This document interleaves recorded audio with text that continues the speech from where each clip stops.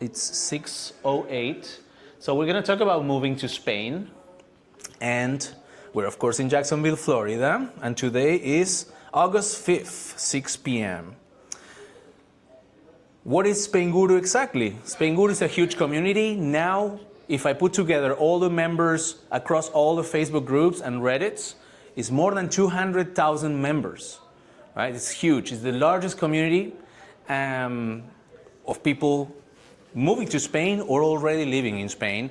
Among them, there's a few communities like American expats in Spain with 79,000 members, and I'm moderator of that community. And I also created local groups in 13 different areas in Spain that are growing exponentially. And I share also all the stats about how many new members join, and that gives us a glance as well where Americans are moving to, okay? And that's pretty interesting because I don't think anyone else is doing that. And apart from the community, you can join the free newsletter that I send every Monday, okay, to almost 20,000 readers, and you can find reviews on Trustpilot. I think it's 227 right now, 5-star reviews, and also on Google, 85 5-star reviews. Used to be 150, but Google, for some reason, decided to slash a lot of those reviews. But those reviews basically tell you that you are in good hands, that basically that the information that I share with you is pretty trustable, and also the partners that I recommend are also to be trusted, of course.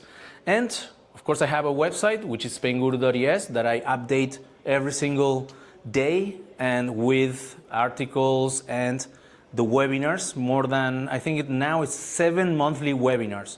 So all of this is absolutely free. Spainguru is free. From A to Z, it's free. You can use all these tools and join the community for free, etc. Only if you decide to engage with professionals, I will tell you the ones that I have personally vetted myself over the years. Many of them I have personally used them as well. I don't have dogs, so I couldn't use the pet transportation services, truth be told. But I have been recommending my vetted partners for either more than 1 year, most of them 2, 3, 4, 5 years. Okay, so and I don't have, it's not a directory. I have maybe 1 or maximum 3 partners for each category. That's for services that are all related about moving to Spain. So today we're gonna have this presentation. Hopefully it's gonna be only 30 minutes because I want to allow a lot of time for questions and answers. And hopefully this presentation will inspire you to ask questions, because it's impossible to go through all this information in just 30 minutes. For many of these slides, I have 1 or 2 hour webinars that you can access for free on YouTube. So it's impossible to go deeper or granular into all that information. Then we're gonna have the Q&A session, and then we can just chat and see what, where the night brings us. So we're gonna talk about visa pathways, taxes, both in Spain and also in the US, because you probably heard that if you hold an American passport, the IRS wants their share also if you live in other jurisdictions as well.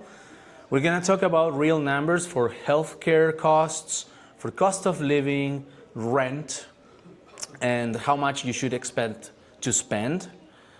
You know, like every country in the world, we've been through inflation, okay? And Spain is not what it used to be. We have to say it, okay? But there are huge differences between the different areas. Mistakes people make when they move to Spain, especially talking about Americans, and your questions answered, and you will connect. Of course, you can exchange your contact data. We are in the Miami consulate jurisdiction, okay? So, and if you are in Atlanta, Miami is also your consulate, or BLS office is your consulate. We're gonna talk about that. So you are all in the same boat, because every consulate in the US, it's its own kingdom. They have their own interpretations of the rules. People applying for different visas and Miami have different interpretations than people who are applying at Houston, for example, or Los Angeles, very different. Okay, so we spoke about Spainguru. What is Spainguru? We've been here since 2014. Actually, my wife Shaheen is the founder of Spainguru. She's an American grown up in Ohio, and she was writing about her experiences going through Spanish bureaucracy, and also her other American friends were writing blog posts since 2014 about like getting empadronamiento or getting the residency card. And she started this, and then I decided to take and run Spainguru about 4 years ago. Remember that tonight's information is for information purposes only. This is not legal or tax advice. I am not an immigration lawyer. I'm not a tax advisor. Okay, I'm just one person who is, I couldn't say like 24, but close, in the communities, talking to people, receiving feedback, seeing what they need, the mistakes they make, and how they solve them. And I'm here to bring them to you and to give you recommendations from things that I learned from the community and from other sorts of information, like interviewing experts. You can find on YouTube. I do a lot of interviews to lawyers, tax advisors, and Americans who moved to Spain. Recently, I have more than 10 interviews online. So I ask people, how did you do it? Not why so much, but I focus on the how, okay? So this is important, and remember that laws change all the time, criteria from the consulates change, so this can change any moment, and that's why you also need to be part of a community, because this evolves continuously. Now let's go through the visa pathways. Which visa actually fits your plan? Non-lucrative visa, digital nomad visa, regular work permits, and let's gonna talk about eligibility, costs, and timeline. First of all, we're gonna talk about the non-lucrative visa. The name says it all. You cannot be actively working for this visa, yes?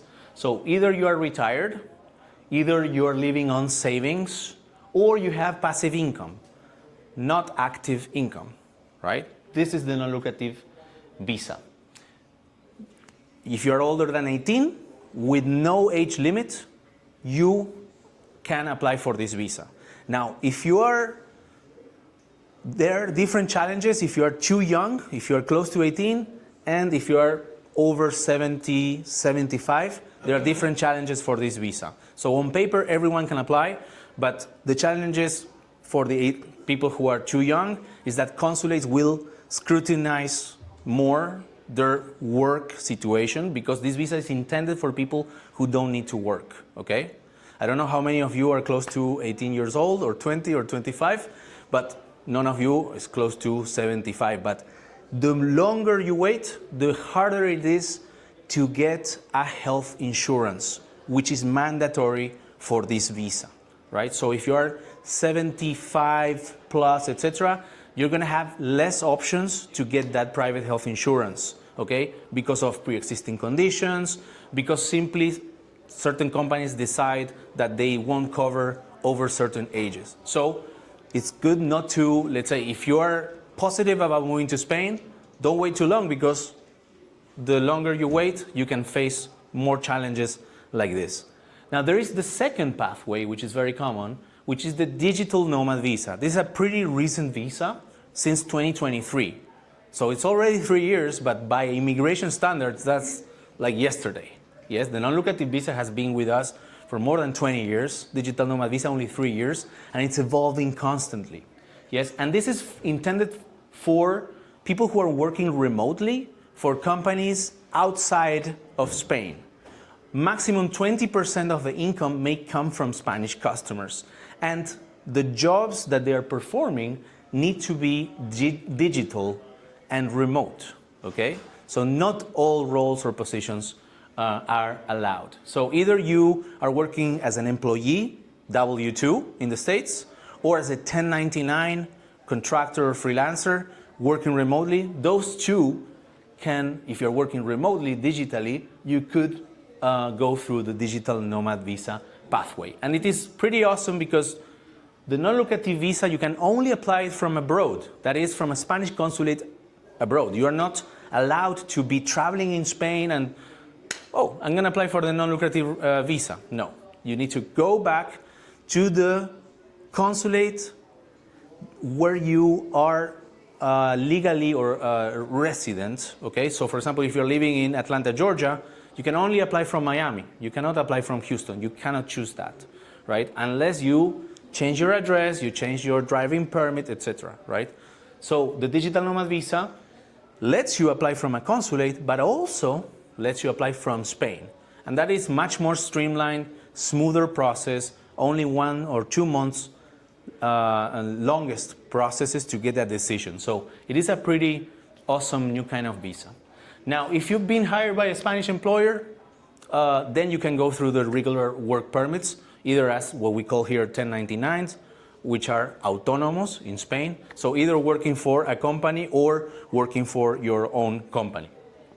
And also you have the highly qualified visa, which is a different kind of work permit for people who are over certain salary, okay, and certain positions, like managerial positions, and they're making, I think it is 45,000 euros wage at least, etc.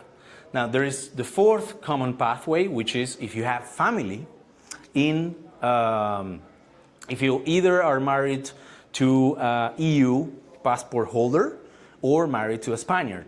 There are specific visa pathways for family members in those 2 cases as well. So these 4 are by far the most popular pathways for Americans moving to Spain. And in this audience, I think it is the first one, the best and most interesting one that we can speak about today. Now, depending on which visa pathway you choose, it's going to be a different process. There is almost no common process. It is different things, okay? It is completely different things. As I said, some of them you can apply from Spain, some of them you can only apply from abroad, right? Some of them will require you certain types of certificates and documentation. They're going to have different timelines. They're going to have different offices that will review your case and your paperwork.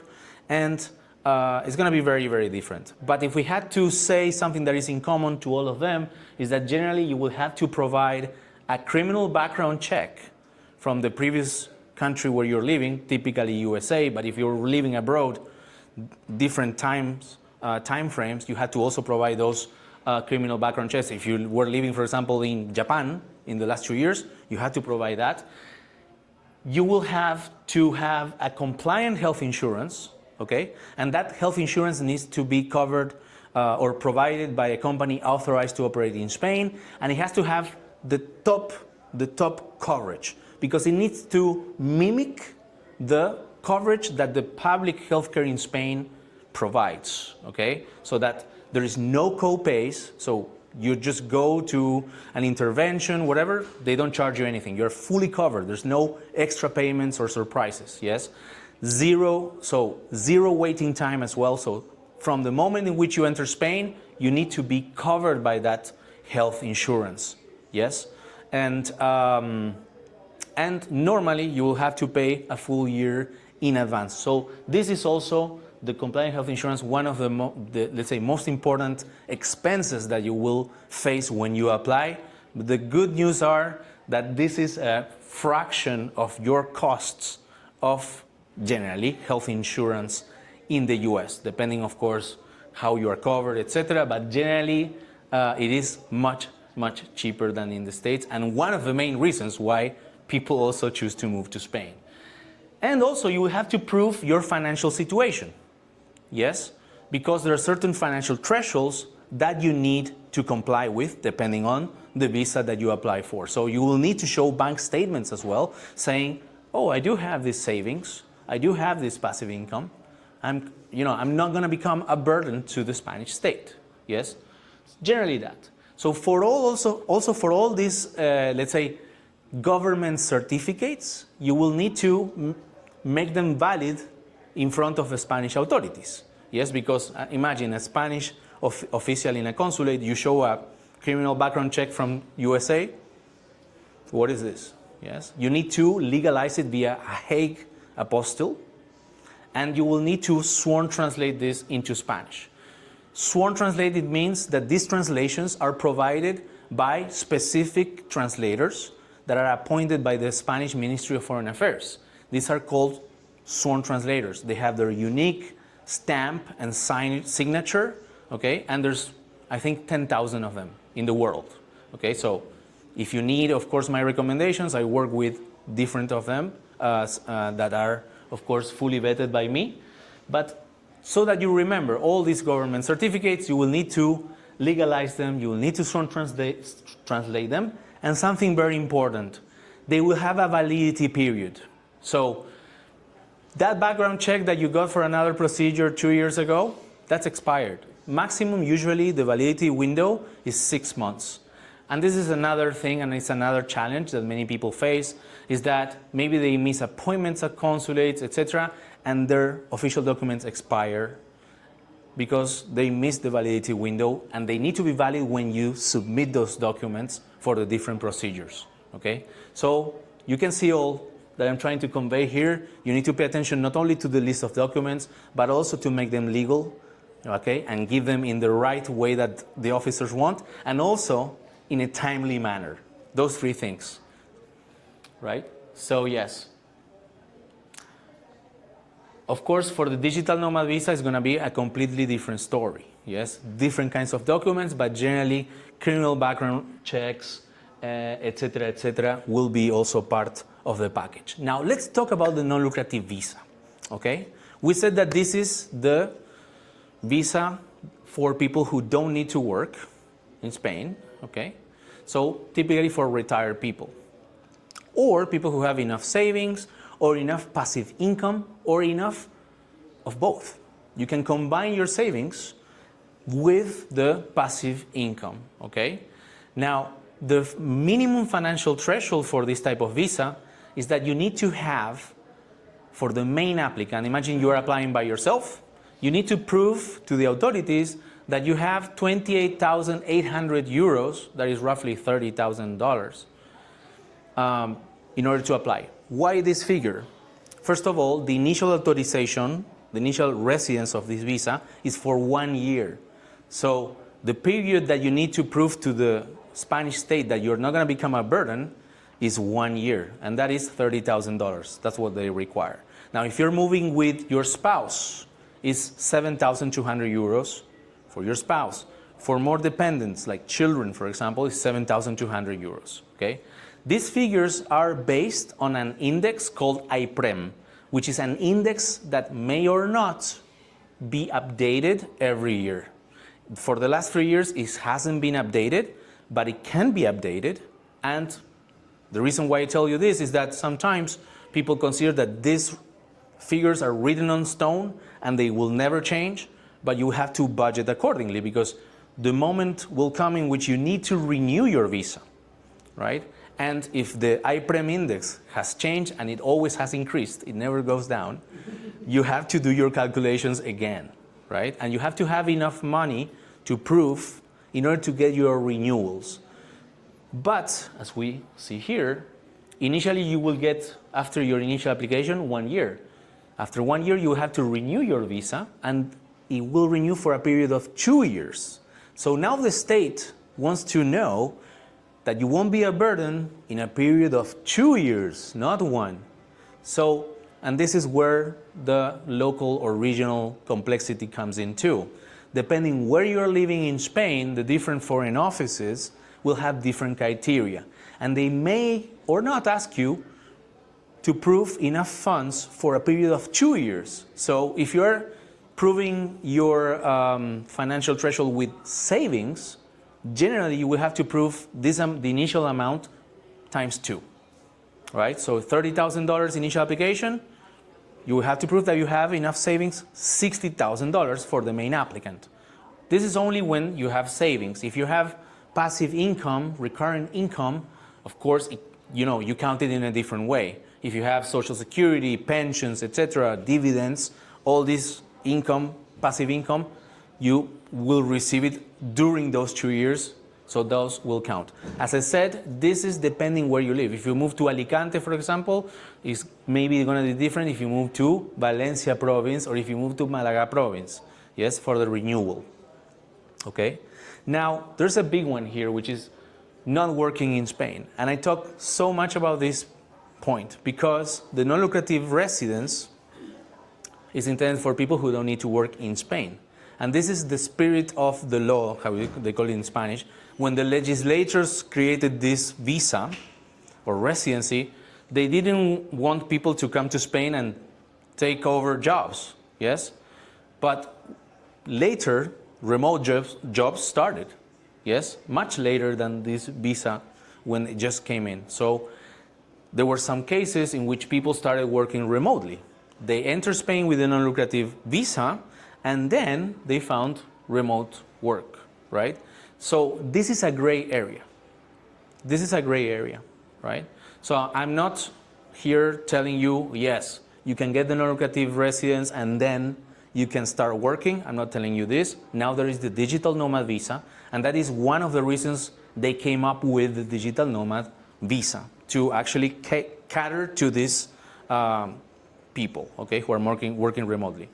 But this is very important, that when you apply for the non-lucrative visa, there has to be no doubt whatsoever that you are working at the time of obtaining the visa or in the future, right?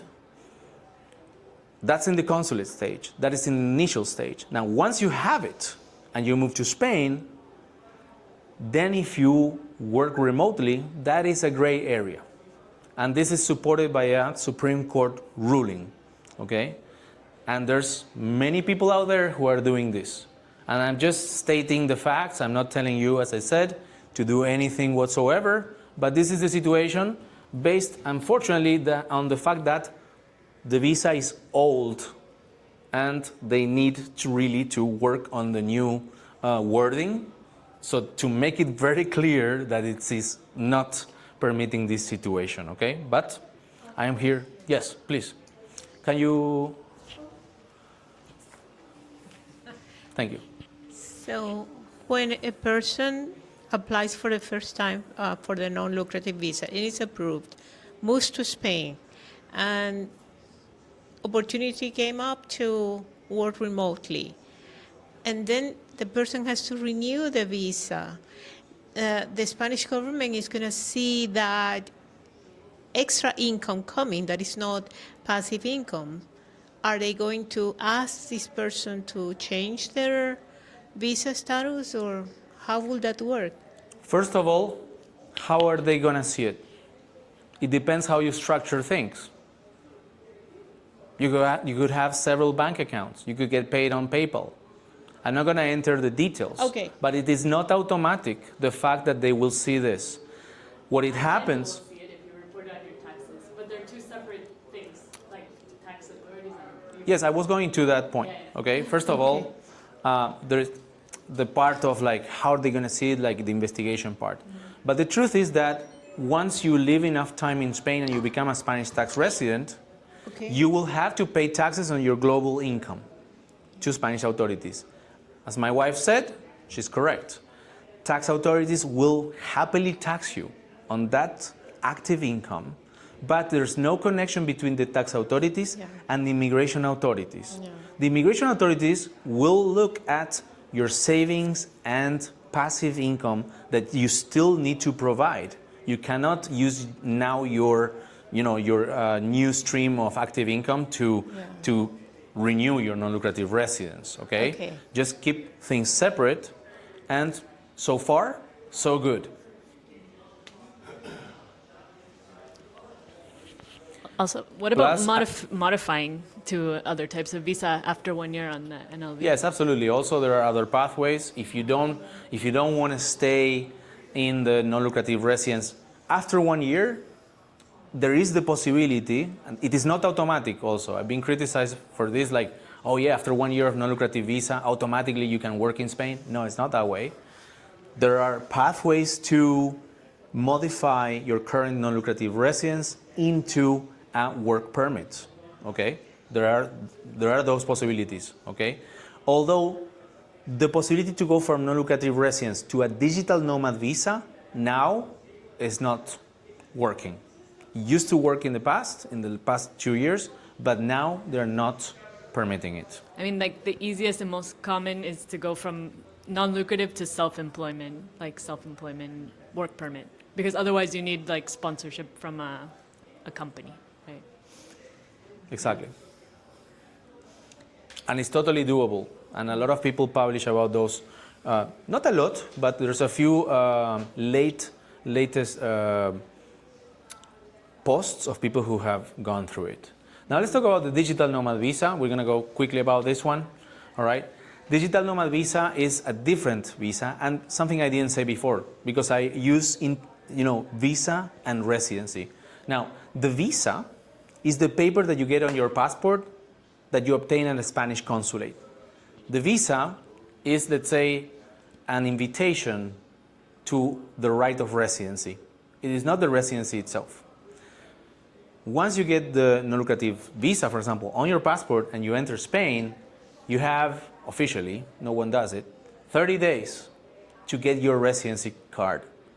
And once you get your residency card, which is going to the police, putting your fingerprints, they take, you bring your photos, you show your paperwork of your visa, then you have a residency. So before it was non-lucrative visa, the consulate stage until you get your residency card.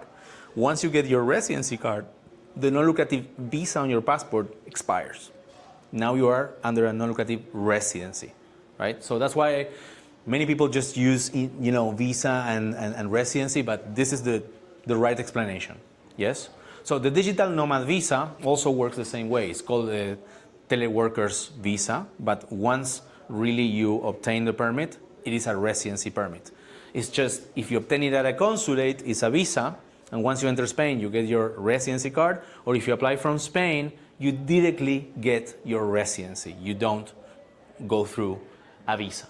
Now, the financial threshold is a bit higher, and it is based on remote active work that you perform to or with a company outside of Spain.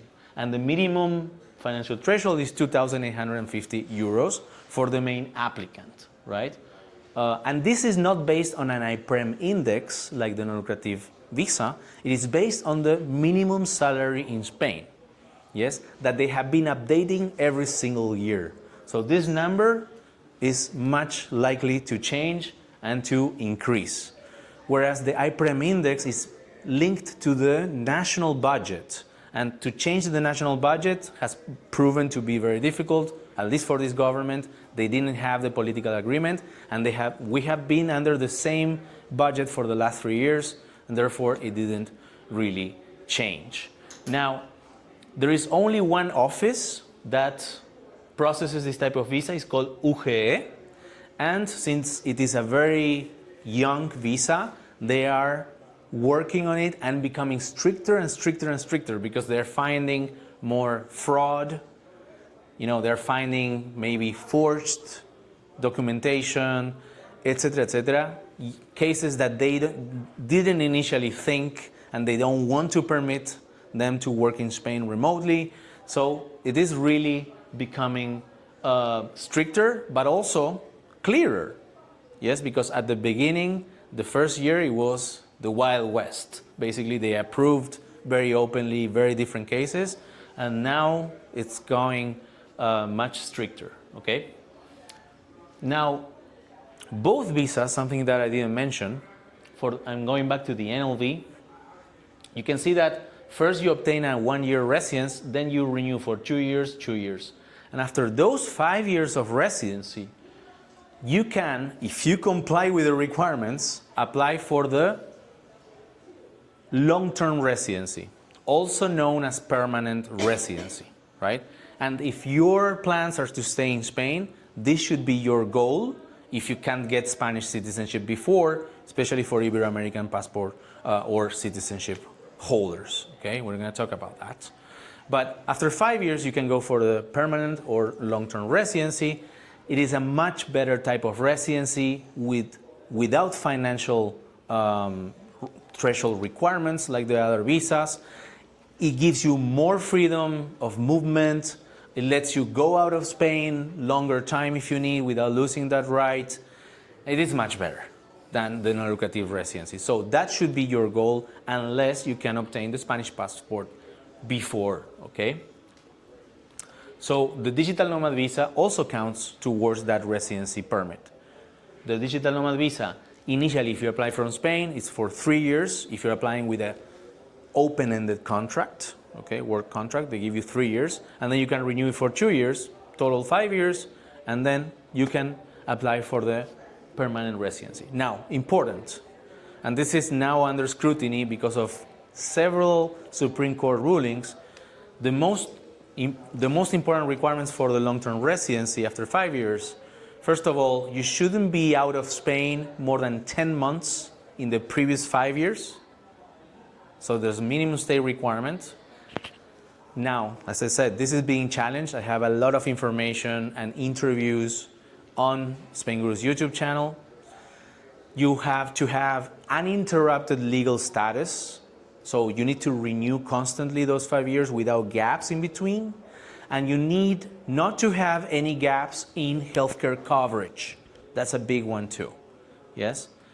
If you comply with those, you're gonna get your long-term residency after 5 years. Yeah?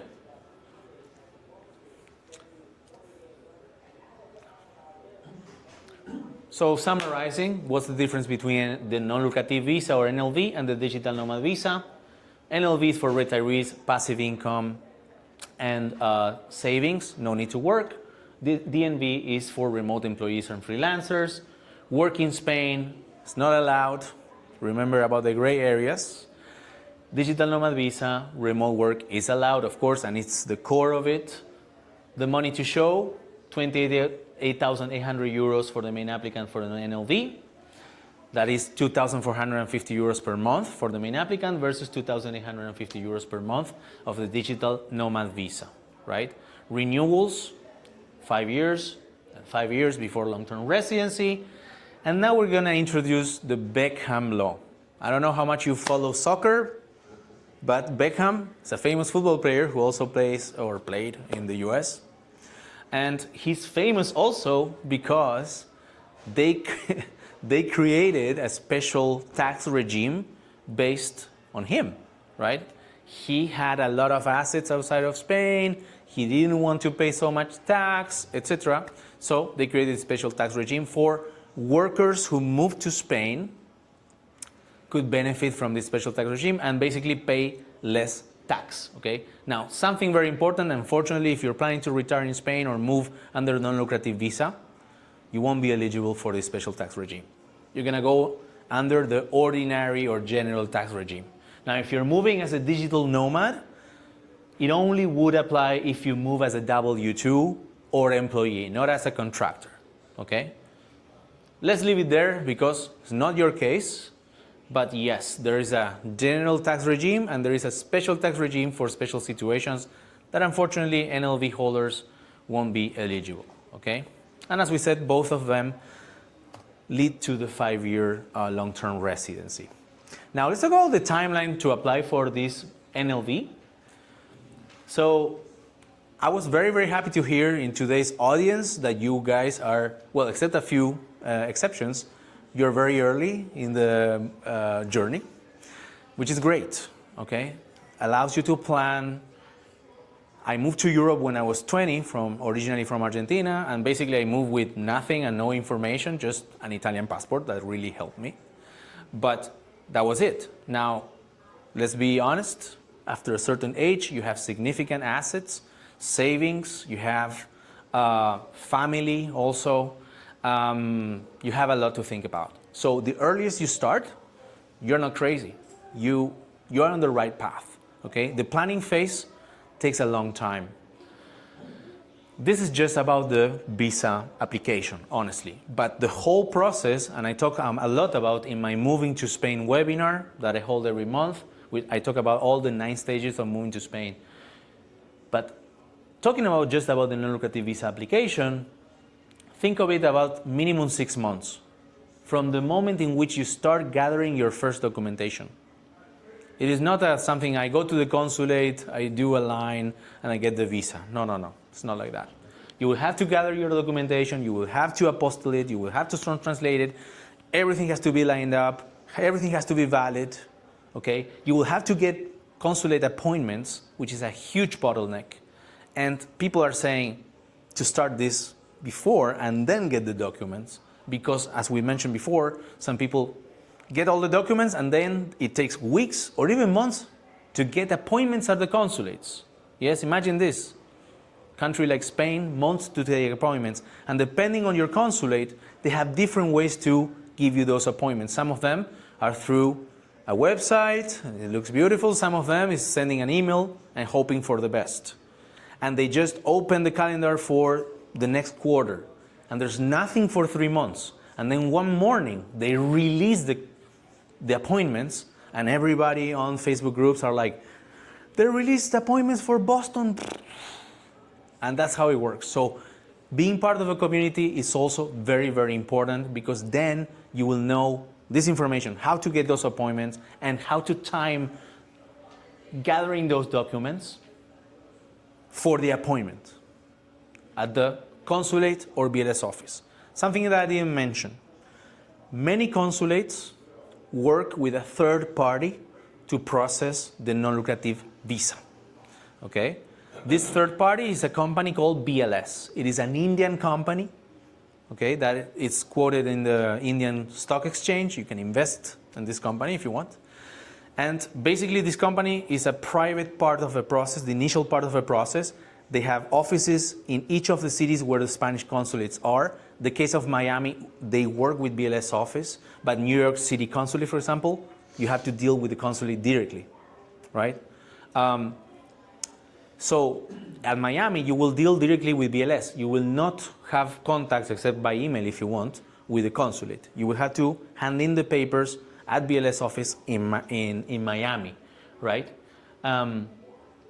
So that's something important as well to have into account. Now, you usually start with a background check, then you go with the financial documents after 2 months. Then when the appointment is getting closer, you get your medical certificate and healthcare insurance.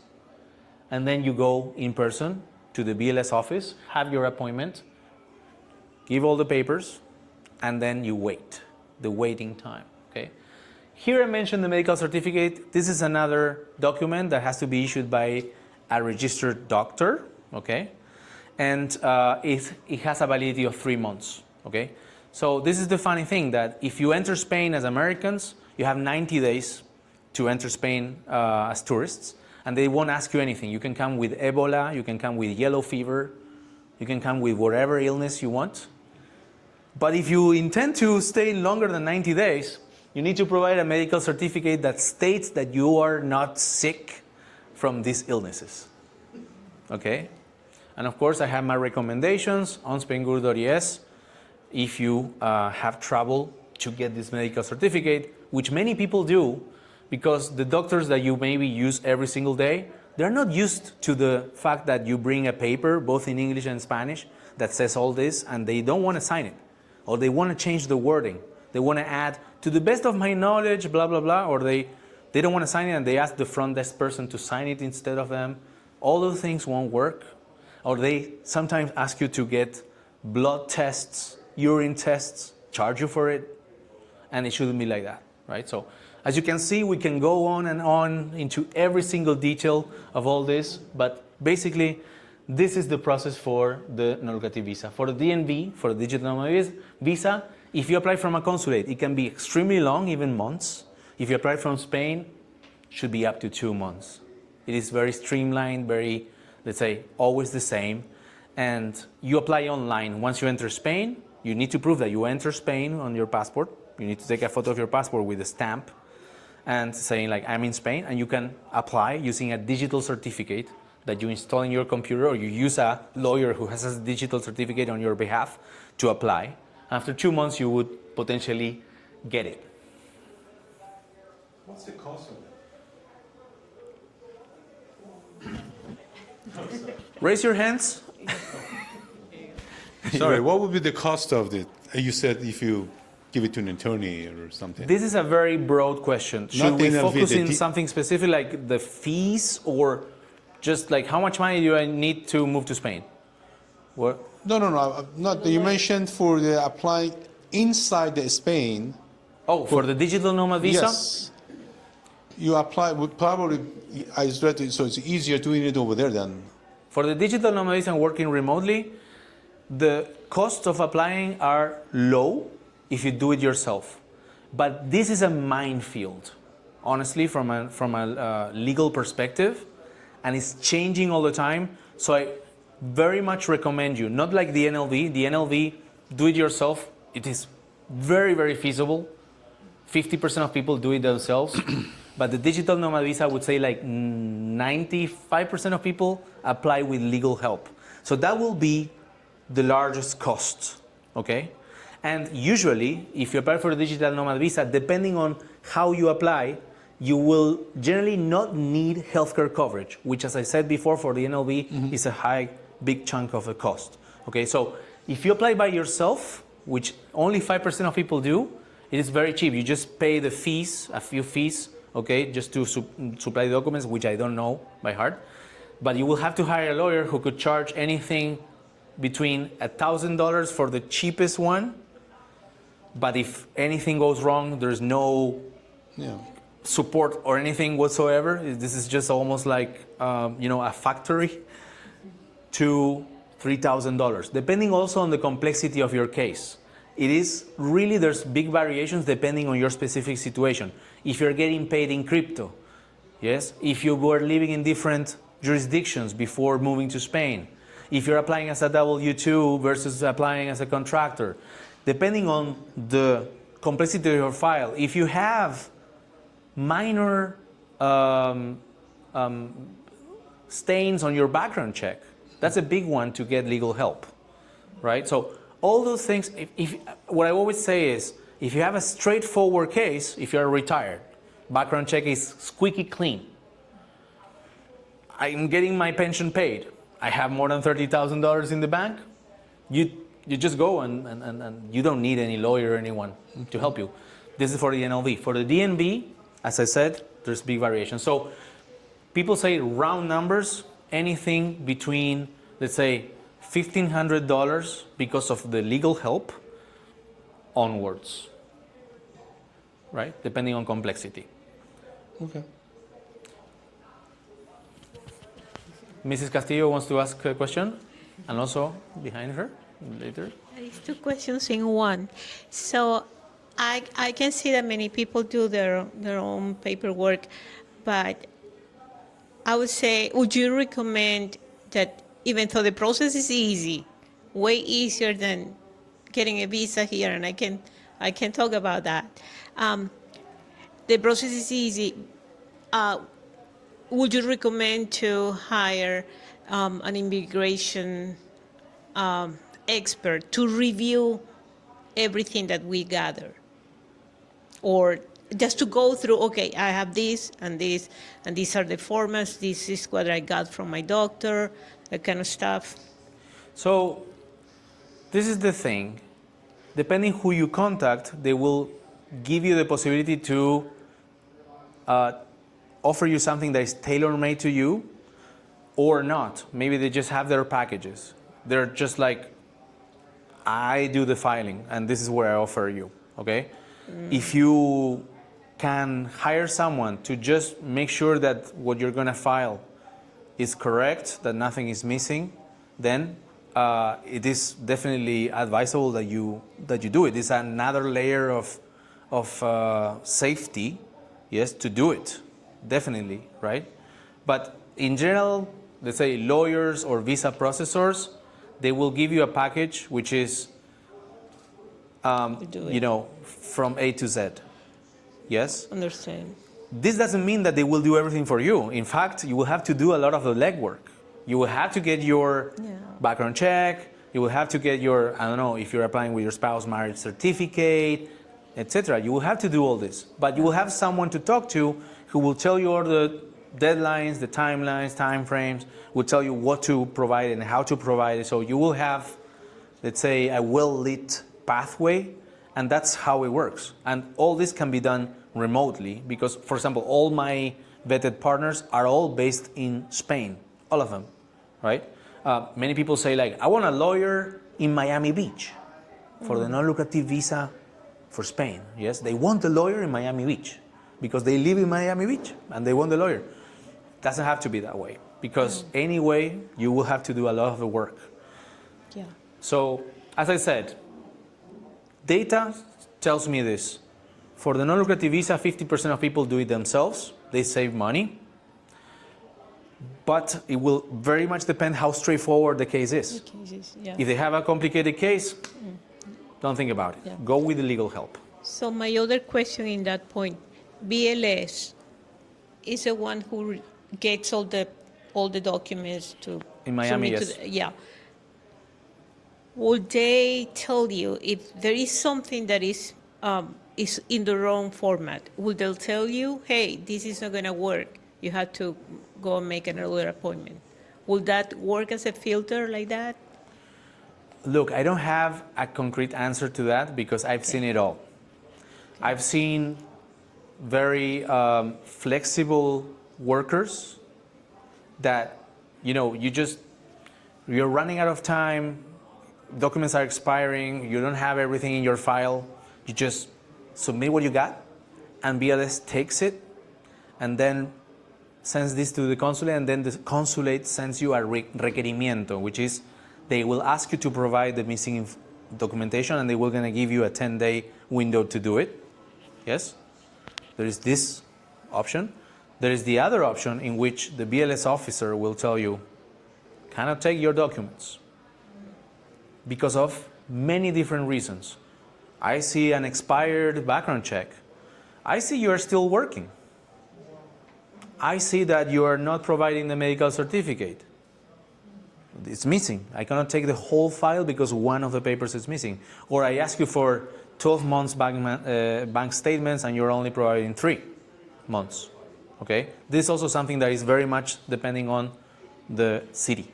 Okay? How many bank statements. So I don't have a specific answer because there is no specific answer. And if you go to the Facebook group, you can ask this question and you will get different answers, because also this changes in time, different workers, But and often if it's like a minor thing, they will let you like add something to your application, but they give you the super short 10-day window, so you have to be like ready to get.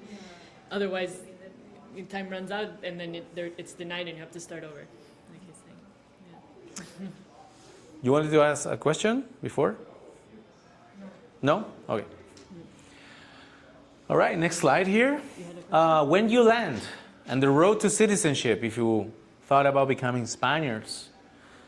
So now imagine that you got your visa. Yes, and we said, now you have your visa, you need to get your residency that is tied to your visa. Yes. What will you need to obtain your residency? First, proof of entry. You need to prove in which date you enter Spain, and not the Schengen area or Europe. I'm talking about Spain. So, Schengen is a treaty of 29 European countries that is internally borderless, generally. There can be exceptions, and if you were following in the news after the scandal in Ceuta, with these 50,000 people that entered, Italy actually closed Schengen between Spain and Italy. Okay? So that can happen. It happened also in the Olympic Games in Paris. Okay? And I'm saying this because a lot of people say like, oh, I moved to Spain, but then I want to travel. Will they catch me if I'm outside of Spain more than those 10 months in 5 years for a long-term residency? Generally not, but the rule is tied to Spain and not to Schengen. So you need to prove that you enter Spain. So when you arrive at the airport, another thing is now there is a digital system called EES, which has been, excuse me? Unless you break it, it broke on us. Oh. And this EES system really should be all rolled out, but it's not working very well. And still you should demand your stamp in your passport provided by a human police agent, because then when you go to get your residency card, they will ask you, when did you enter Spain? And you will say, oh, they took a picture of me when I entered. And the police guy is like, what picture? I don't have anything. So you need to keep all proof of your entry into Spain, boarding passes, tickets, gas tickets if you enter via border, driving from France or from Portugal, or flying from Spain, from Italy if there was Schengen Treaty still. So you need to get those boarding passes, you need to get that stamp, etc., etc. Okay? Then a big one, padrón or empadronamiento. The police person will want you to provide a proof of address in Spain once you are in Spain. So proof of address, this is what the rule says. Okay? What is the best type of proof of address that exists? Something called empadronamiento. It is not the only one, but it is the one that is the holy grail of proof of address. That is, if you're renting a property in Spain and you have a contract of at least 6 months duration, you go and you have the authorization of the landlord or owner of the property, you go to the city hall in the city where you're staying and you ask to register this information, and you get a certificate saying Mr. and Mrs. Smith are living in this address and they are empadronados. Okay? And that is a proof of address that you bring to the police station in order to get your residency card. 90% of police stations across Spain will ask you for empadronamiento, but I'm going to give you a case, which is the case of Malaga, the city where we live. Malaga, it takes 3 months to get an empadronamiento. The police knows this. So they will just take directly a rental contract, the police directly, when you get your residency card. So this is, again, something that is very, very local and will vary very much. But if you can get a padrón, it's very important. And most of the people, what they will do, they arrive to Spain with an Airbnb, they stay there 1 week, 2 weeks. That's expensive, especially if you arrive in August or Christmas. But then you will try to get a longer-term rental that allows you to obtain an empadronamiento. Yes, it is a step-by-step process. And that flexibility also will give you the possibility to make a mistake, which is, damn, I don't like the place where I initially moved. You see, I don't like this neighborhood, I don't like this city. So it is also a good idea, actually, to rent short-term and then go into longer-term rental or commitment once you are sure that you moved to the area that you really liked. Okay? Third is the TIE card. This is the residency card. This means tarjeta de identidad extranjero. It is the plastic card that we said that you obtain at the police station. Technically, you have 30 days to obtain it if you're a holder of a visa. Okay? But again, you will have to go through the appointments bottleneck. And if you look at the newspapers, you will see that there has been problems with the appointments at the police stations since 2004. This is the earliest I could find news about this. So 20 years with problems and probably 20 years in the future again. So nobody actually can get the residency card in just 30 days. Usually it's not possible, okay? So that's why they changed the validity period of the initial non-lucrative visa from 90 days to 1 year. So now, when you get your non-lucrative visa, you have 1 year visa validity, yes? Because what it used to happen is that people got their visa for 90 days, they flew to Spain, and then they couldn't get appointments to get their residency card, so they didn't have a residency card, and they didn't have a valid visa. And then they could not go out of Spain, and they were in no man's land for several weeks, if not months. So now the government solved this by extending the validity period of the visa. So now after you get your visa, technically you have up to 1 year to fly to Spain. Yes? But there are nuances about this that I can't really go into. Don't wait 1 year to do it. Let's make it... Don't wait 1 year if you don't want to have trouble. And then these are tips, okay? Which is obtaining a bank account at a brick-and-mortar bank or other new banks or digital banks that provide you an IBAN, which is the European Standard Bank. It is very useful, okay, to have this to pay for your phone bills, etc. Get a digital ID, which is you download a software in your computer, you get a number, you go to an official office and you say, hey, I'm Bruno. You show your passport, they give you a code, you bring back that code, and then that software enables you to sign documents officially, so you don't need to go through appointments.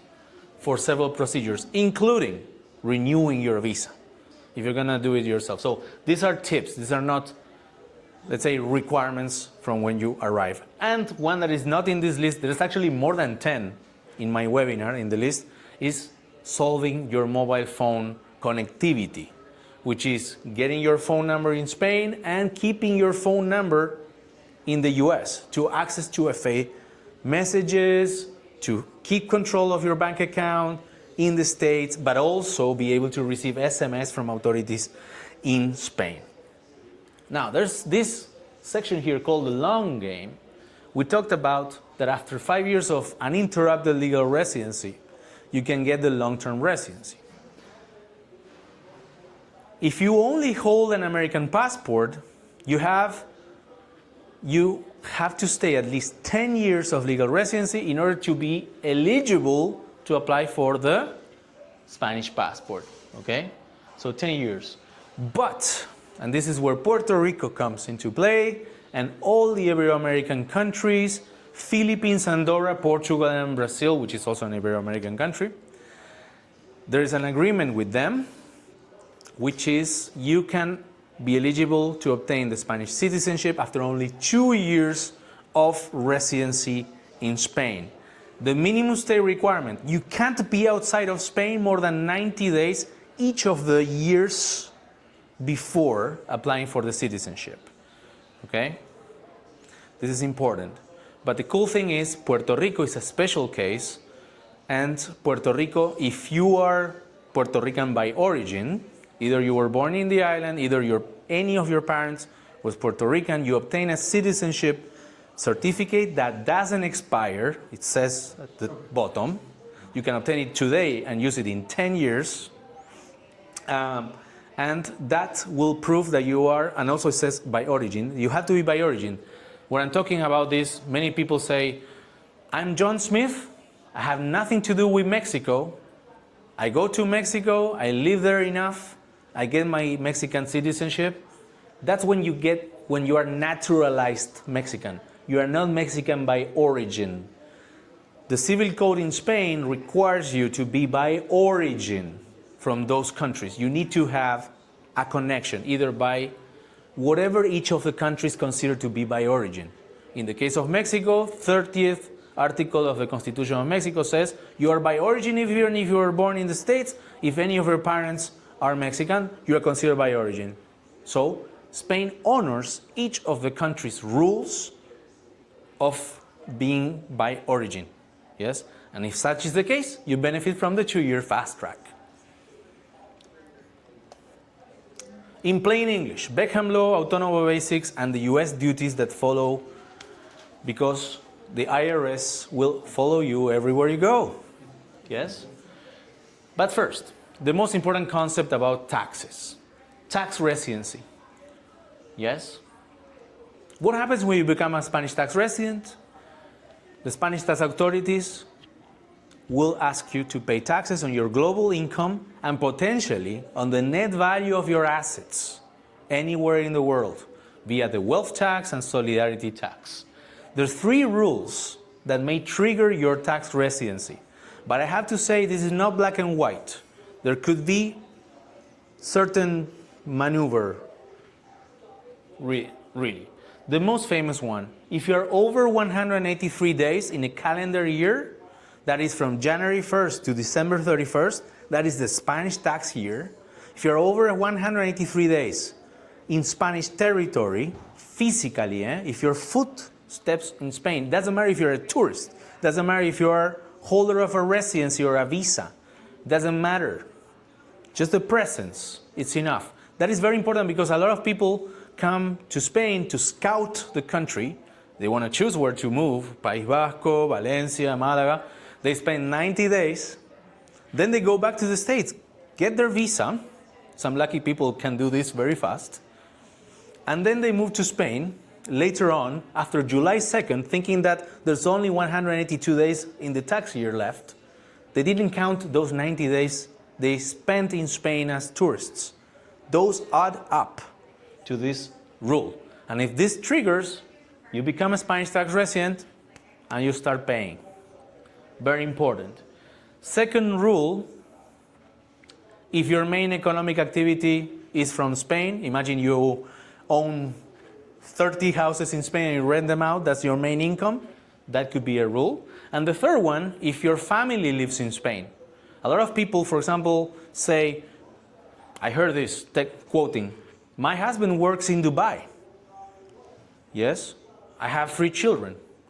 Can I move to Spain and he can send money to me, you know, and since I'm not working, apply for non-lucrative residency with that? Yes, you can, but be careful, because that will trigger the third rule. Your husband is benefiting from favorable tax rates in Dubai, but no longer because you're living permanently in Spain. Let's say you're having a residency, the family is living and he's in Dubai, the tax authorities will consider him to be a tax resident in Spain, okay? This is a common one. There's many taxes in Spain. We're gonna just talk about income tax, the most important tax, yes? And there are different types of income that have different tax rates, okay? But what I want to convey to you here is the concept of progressive tax brackets, because this is how many taxes in Spain work, yes? The more you make, the more tax rate you pay, yes? So you have different brackets for ordinary income, for example, employment income or rental income, yes? They go from 0 to infinite, and they start at 19% and end up in 47%. There is a state part and there is a local regional part, okay? But roughly, round numbers, these are the rates.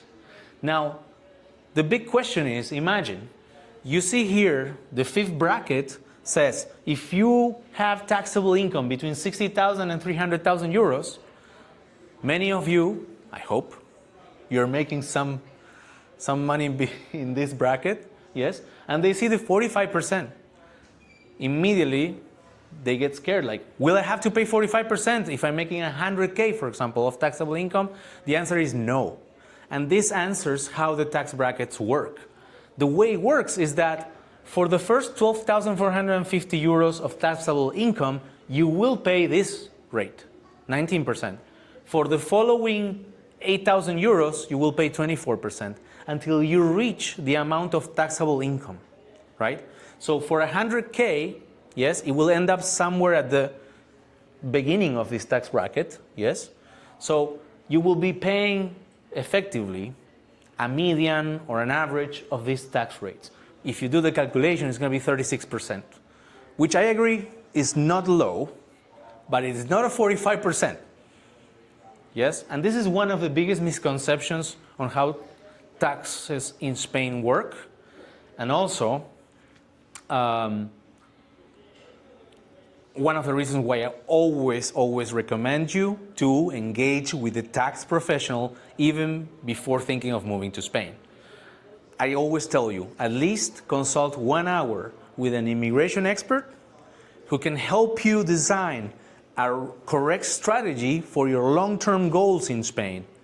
As you can see, there's minimum stay requirements, there's residency requirements, there's a lot of requirements if you want to stay in Spain and you want to comply with all of them and make sure that you're choosing the right pathways. So 1 hour consultation, I'm not saying that you work with my recommended ones, just choose the ones you want, okay? You can be sure that you're in good hands if you use mine. I personally have used my first recommended lawyer. And the second one is the tax advisors. Tax advisors, at least 1 hour of tax advice, and put that information together, yes? Those 2 hours are worth every penny that you spend, okay? And of course, you can find my recommendation on Spainguru.es. And also, there is a third leg on this table, which is financial planning, yes? And also myself, I didn't know what the difference was between financial planners, tax advisors, and accountants or gestores, yes? So financial planners are proactive, yes? If you have significant assets, investments, if you have, you're working with Fidelity, this kind of management brokers, etc., you need to be proactive. You need to understand that Spain will not see those investments in the same way that US does. And that will have consequences. So you need to talk to a cross-border financial planner that is knowledgeable about the Spanish and US tax treaties in order to design a strategy so that your tax base is the lowest possible, proactively. Once you have that, then you go to the next step, which is the tax advisor. Tax advisor is, let's say, reactive. They will tell you, okay, in this setup, this is what it could happen. They will run a simulation and they could give you a little advice, but they will not have the knowledge on how to structure all those things. And then that will be, the financial planners, you have the tax advisors, but then once everything is set up, everything is perfect, the machine is there just to run, then you go with an accountant. Accountants are a little bit more just filing so that you don't get any fines, that you meet all the deadlines, etc., but they will not think about the setup. They will not be, strategize about those. So if you can, this is what I would do if I had significant assets from Americans moving to Spain. This is what I would do. Engage with all those, with the cross-border financial planners, with the tax advisors. If you had to choose between those, at least the tax advisor, just to see where you are standing today, and the immigration lawyer, okay? By the way, I have a free consultation from my partners for financial planning. You can do today. It is absolutely free. So why not use it? And I don't know for how long they will do it for free, honestly. So definitely go on Spainguru.es and do it if you can. And so we will not go through the Beckham Law, maybe, because I think we talked enough about it. I will just say this. If you're moving as an employee to Spain, at least you have to be making 60,000 euros of taxable income for this special tax regime to make sense to you. Because if you make less than that, it's better to go under the ordinary regime, because there's advantages but also disadvantages about this law, about this special tax regime. So let's leave it there. Now let's talk about the US side of taxes. And this is something that I really, really talk just in this meeting. I never talk about this on the webinars. And the way that I approach it is from talking to literally thousands of Americans every year about this. So I'm not a tax advisor in Spain, less in the US. I'm just telling you what people who are moving, who have been living in Spain, are approaching things, okay? Right? First of all, in the US, if you're an American passport holder, you need to file taxes every year regardless of where you are a tax resident, okay? You could be a tax resident in Spain and still you need to file taxes. My wife is American. Every single year she talks about this, yes? And she has to file taxes. That's the form 1040. That's 15th of April. That's the deadline. Now, if you live overseas, you get an automatic extension to June 15th, and you can also request another extension until October, okay? Now, how do you time this with the income tax in Spain? The deadline for the annual income tax in Spain is June 30th. So you can file your Spanish taxes before June 15th and use the foreign tax credit. The foreign tax credit is a rule that you can choose that lets you credit whatever you have paid to another country, credit towards the payment of your taxes in the US. And this is the one that people choose because taxes in Spain usually are higher than in the US. So you will not pay twice on the same category, but you will be paying more taxes on each category. Therefore, the bill in Spain will be higher than the one in the US. So once you have paid your taxes in Spain, you bring that bill to the US authorities, you tell them, look, I pay this much, I don't know, 50,000 euros, no, not so much, but 30,000 euros, and in the US maybe it was 20,000 euros, so you won't pay anything in the US. They will not pay you back, but you will not pay anything in the US. You will just have to file. Now there is the foreign earned income exemption, yes, that you could choose, but nobody uses this because this is basically you don't pay taxes in the US if you're making less than $132,000 roughly, okay? But this is for countries that have lower taxes than the US. This is what people choose when maybe you move to Panama, for example, working remotely for income that is not sourced in Panama. You pay 0% income tax on Panama. I don't know exactly how that works, but in Spain, everybody uses the FTC, foreign tax credit. Something important also to know is the Spanish-American tax treaty. Spain has signed more than 90 double taxation agreements with 90 countries. One of them is the US, Canada, or UK, Australia, etc. That mainly enables people from these two countries not to pay taxes on the same thing to both jurisdictions. But it's not only that. It also has tiebreaker rules to define if you're a tax resident in one country or another. And it has also rules about certain types of income who pay taxes in the origin country only or also in the other country. We're talking about pensions, social security, we're talking about 401ks, we're talking about Roth IRAs, etc., etc. There is a lot of information about this that we're gonna talk right away.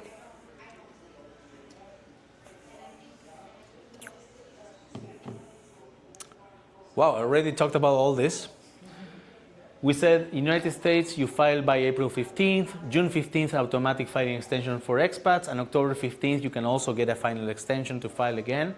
In Spain, June 30th is the annual income tax, and there's something that I need to also talk about, which is the Modelo 720 of overseas assets declaration. So once you become a Spanish tax resident, Spanish tax authorities want to know you better. They want to know you more than your mother and father. They want to know all your assets and rights held outside of Spain if the category of taxes or rights held abroad is over 50,000 euros. There are three categories. You have, welcome, you have bank accounts, you have real estate, and you have other stuff. Imagine this, you have 2 bank accounts in the States, 25k euros on each. That's total 50,000 euros for the bank account category. Spain needs to know. You need to declare the existence of those bank accounts and how many euros, dollars you have in those bank accounts. You own property, you own a house over 50,000 euros outside of Spain, you need to declare it in this form. This is not a tax, it's just an informative form, but the Spanish tax authorities will use this information to extract some conclusions. Maybe you're renting out those houses abroad. Maybe you're doing this or that, yes? Maybe you are over the threshold to tax you the wealth tax in the region where you live, etc., etc. So it's important to mention the 720 form that many people learn from their neighbors when it's too late. The deadline is March 31st every year, but the most important is when you become a Spanish tax resident, because then you don't need to file it every year unless there are variations in the value of more than 20,000 euros per category. Now let's go through a few of the things that are already mentioned. 401ks and traditional IRAs. Yes, you have favorable tax treatment for those instruments in the US, but Spanish tax authorities don't like that, okay? And that's why a cross-border financial planner is very important for this, if you hold those. Withdrawals are taxed in Spain as general income, progressive rates up to 47%. We already spoke about the progressive rates, yes? But only if you get withdrawals, right? Now, for the 720 form, the 401k has to be declared. US Social Security, we go to the Roth IRA. Spain may not honor its US tax-free status. Taxation of withdrawals is complex. Get a specialist advice. There are many types of IRAs, and this is extremely complex. You need to talk with an advisor. US Social Security, this is a big one and actually there is different schools or lines of thought about whether the US Social Security is taxed in Spain. I can tell you that Spain, even if the double taxation agreement US-Spain says that Social Security should be taxed by the country of origin, Spanish tax authorities bend the wording so that they can tax it. And they will tax your Social Security. Okay? Pensions are taxed in Spain. Private pensions from the US are taxed in Spain as ordinary income. Okay? Now, public or government pensions are not taxed in Spain.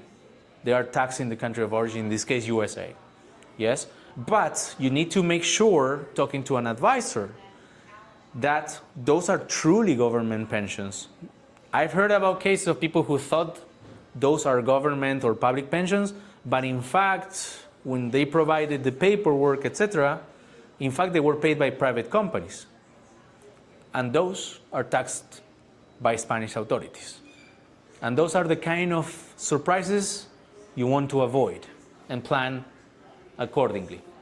Now let's talk about the wealth tax. We said that once you become a Spanish tax resident, they will charge you for your worldwide income and potentially on the net value of your assets.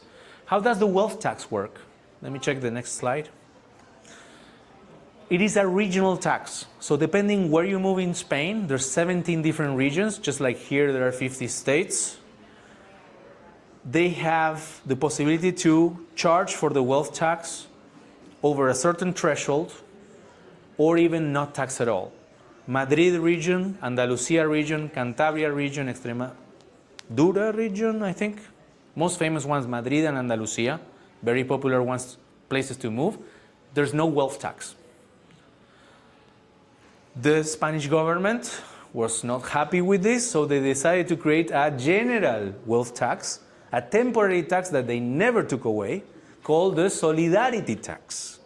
But if you don't pay it, you go to, they will take your assets, right? So anyways, this tax is regardless where you move. It applies anywhere in Spain, but the threshold that triggers it is 3 million euros of assets, yes? You have allowances and deductions. What I wanted to tell you, and I go much in depth in my Spanish taxes webinar that I record every month, is that the wealth tax, the thresholds depend. For example, in Catalonia it's only 500,000 euros. In Valencia it's 1 million euros, net value of your assets. Basically, you calculate how much your assets are worth worldwide by December 31st. If you have one house of 1 million euros worth and you live in Catalonia, you have 500,000 taxable amount, yes? And they will apply progressive tax brackets that range from 1.5% to 3.5%, yes, something like that. You have allowances and deductions, etc. But Catalonia, for example, is one of the least favorable ones, okay? Whereas Andalusia and Madrid is 0. But if you're over 3 million euros, then you are in the realm of the solidarity tax, which works the same, and the same with the FTC. Whatever you have paid towards the regional wealth tax, you can credit it towards the payment of a solidarity tax. But of course, I'm not going to come here with tax advice. If you have assets over 3 million euros, I'm sure you can afford any of my recommended tax advisors who can give you the right advice, okay? Now, something very small here. Watch the PFIC trap. A lot of people say like, damn, I moved to Spain, I have the money in the account, inflation is eating my savings. Plus, the dollar is weak, blah, blah, blah, etc. And they're right. How do I invest? They don't talk to a cross-border tax advisor and they say, I live in Europe now, I'm going to invest in ETFs or funds, you know, that follow groups of companies, etc. The IRS doesn't like that. They very much dislike it. So you need to be very careful, not only on your current investments and savings in the US, but also on your future investments once you move to Spain. And that is also another reason why to consult and having a direct line to a cross-border tax advisor, because you will not want to keep your savings really being eaten by inflation. You will want to invest them. It is highly advisable. And there are many possibilities to do it, but you have to do it in a reasonable way so that you don't get penalized by the different tax authorities. What you'll actually spend. I was talking to my father-in-law. He was really interested in this part. How much money do I need to live in Spain? He was asking me, yes? This is what most people want to know. And it will very much depend on different factors, okay? First of all, where you move to. Barcelona, Madrid, Valencia, smaller cities, huge difference, right? If you rent a one-bedroom apartment, just to take it as a benchmark, in Barcelona it's over 1,000 euros, even 1,500 euros, versus, for example, Granada city, 600 euros. Could be really double. Second, if you move to the city center where everyone wants to move, there's a high demand because everything is going on. It's very different here than the downtowns of American cities. Usually the city centers in Spain are lively areas where everything is happening. Everything. Like, you want to move there if you want to be in the middle of a party, right? And this is where most people move. Also because there are more short-term rentals when you first arrive, usually where the party is happening. There's no Airbnbs in the middle of the mountains, right? So this is going to be more expensive in the city center versus outside. And this rule also applies if you're moving to the coast. For example, 90% of the population lives in the area between Barcelona to Malaga to Cadiz. So that is all the Mediterranean and the beginning of the ocean, yes, Atlantic Ocean. That's 90% of the population. So we talk a lot about housing crisis in Spain. That's because you don't go to inland cities. They're waiting for you with their open arms with very, very cheap accommodation. But no one wants to live there, including me. I live in Malaga, next to the beach. It's a wonderful place. It's a paradise, I have to say. But you have to pay for it because there's a lot of demand. There's no building, there's no enough building for all this demand. So you will have to think about all that. You want to move to a coastline near the coast versus inland. You're going to be more dependent on the car, but you're going to pay less, etc. All those factors will come into place. Now, these are rough numbers, of course, and it will also depend on another important factor, which is your lifestyle. I don't know about you. I like to go have dinner at night at least once a week. But some people are more frugal and some people are crazy. They go out every single night. They go to the theater, they go to the movie theater, they go to festivals that sometimes you will make 10,000 euros and it will not be enough. For some people they say, wow, I live with 1,000 euros in Spain. You will see those comments in the groups. But those people live like very frugal lives. Outside the cities, inland, they don't do anything. They don't travel back to their home countries to visit their families in Christmas. They don't have dogs. They don't have so all those things obviously will have a huge impact, right? But if we had to say single person, 1,300 euros to 2,200 euros for comfortable living versus pretty on the limit, couple between 2,200 euros to 3,000 euros. Groceries, typically 200 euros per person per month, 400 to 600 with a couple. Utilities tend to be higher than in the US, electricity, but the phone tends to be much cheaper. Utilities for an 85 square meters apartment, can you translate that into square feet? I don't know how much is that, but 1,850. This is 50 square meters, this room. So imagine an apartment that is a little bit bigger than this. You will be paying around 150 euros in utilities like electricity, water, gas, if there's gas heating. Transportation, you don't need a car in cities in Spain. You don't need it to go around. And I was living like that for the first 4 years in Spain, and it was perfect. But when I bought my car, because I had to get a job that required that I had a car, my life changed. Andalusia is wonderful. Now I could go anywhere, to small towns, to like incredible places. There is one thing about driving also. Americans, unfortunately, the American driver's license, after 6 months living in Spain, is not valid anymore. You can use it for up to 6 months, but after 6 months, you need to get the Spanish one. There's no exchange agreement, okay? Neither with Mexico and several other countries. So you will have to go through the test, the oral test and the written test, okay? And that's a whole chapter. I have an interview with Shaheen that got the driver's license in December, I think it was, on Spainguru's YouTube channel, and she tells us about her experience as an American obtaining it.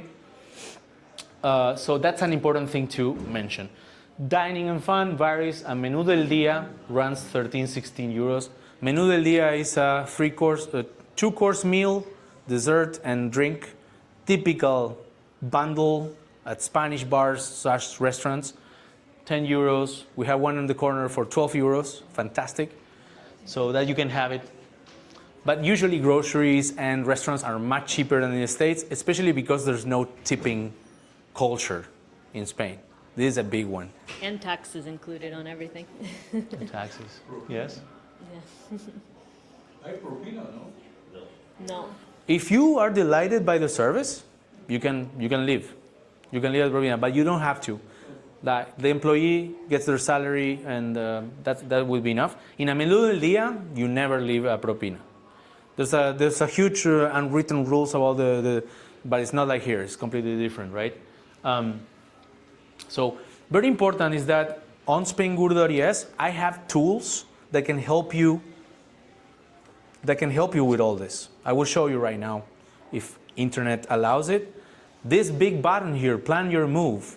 All this is free, no sign up required. It's true that I have your emails. I'm not gonna spam you, but here you just go here and you say which visa is best for me. You push here. You answer a few questions, and it will give you the visas that apply to you, okay, to your specific case.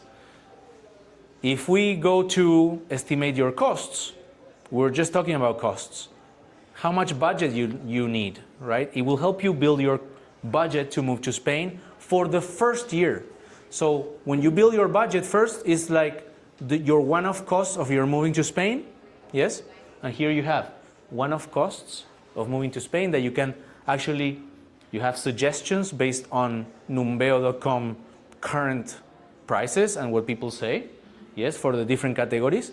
And it will tell you like, well, okay, I needed nearly 9,000 euros for one-off cost of moving to Spain. And then you get the monthly cost for the first year, depending on the city. For example, you have Málaga, Valencia, Madrid, etc. Yes, and how many people are moving, and what's your lifestyle, and where you move, how big the apartment, and it will estimate you your cost, and then it will give you a rough estimate, yes, on how much money you need. Yes, I changed all the numbers, so, and it gives you a rough estimate, okay?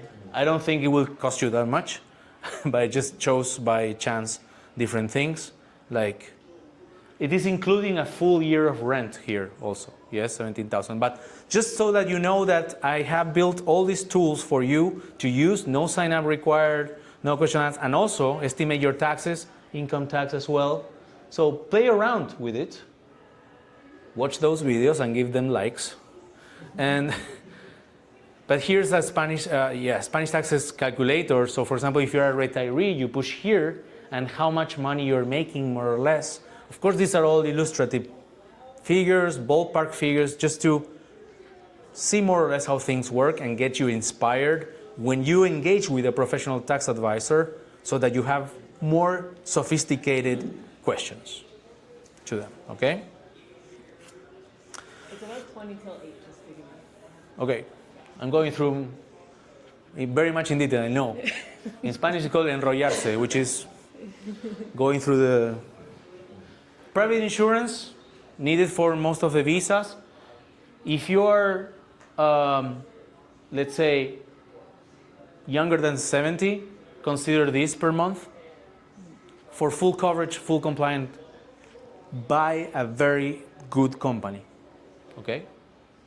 If you're over 70, consider that it can go up to 250 euros per month. Okay? Now, very important.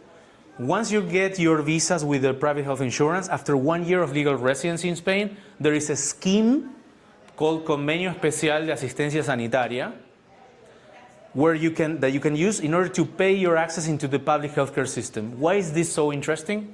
Because it covers every pre-existing condition. And then you can decide to keep your private health insurance and the public healthcare system in Spain that still is a world-class healthcare coverage that you can get. I have both. And there are good things and bad things about the different ones. The best is to combine to get the best of both worlds. I also have video about that. Will you continue with like the full cover everything private insurance, or are there levels that you can pay like cheaper private with the public? So let's see this. You have a requirement to keep your residency of not having any interruptions in your healthcare coverage. This is very important. This is paramount. Okay. Then there is the reality of what you need as a human coverage. Okay. One thing is the visa, and another thing, what is the real actual coverage that you're getting. So first of all, after 1 year, you can go into the public healthcare system, but the truth is that it takes several weeks to get actual access, so you won't actually be able to use the access of the public healthcare system for the first renewal. You will have to get private health insurance. So for 3 years, very, very surely, you will have to pay private health insurance.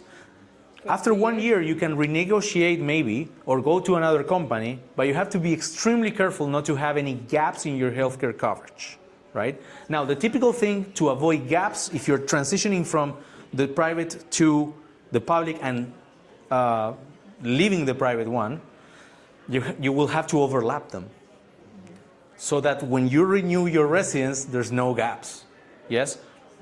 And if you want to change companies, you have to make very sure that the new policy is compliant. That is, 0 co-payments, 0 waiting times, etc., etc. There's a few compliance rules, okay?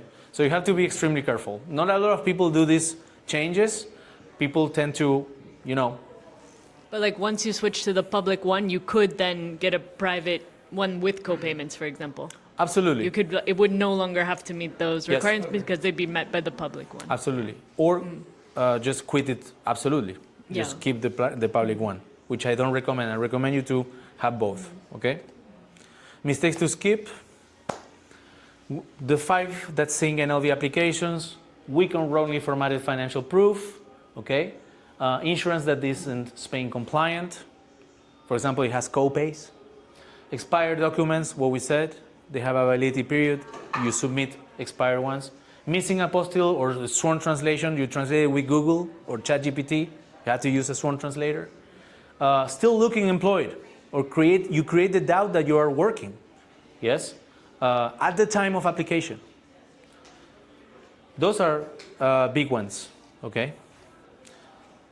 NLV application checklist. Start 6 months before your target move. That's very tight. Order FBI background check first, unless you got married in a strange island. That happens. Oh, we got married in Barbados. Oh, you gotta get the marriage certificate from Barbados, with a postal strong translation from those authorities. That takes more time than the FBI background check. So this is, of course, every specific case.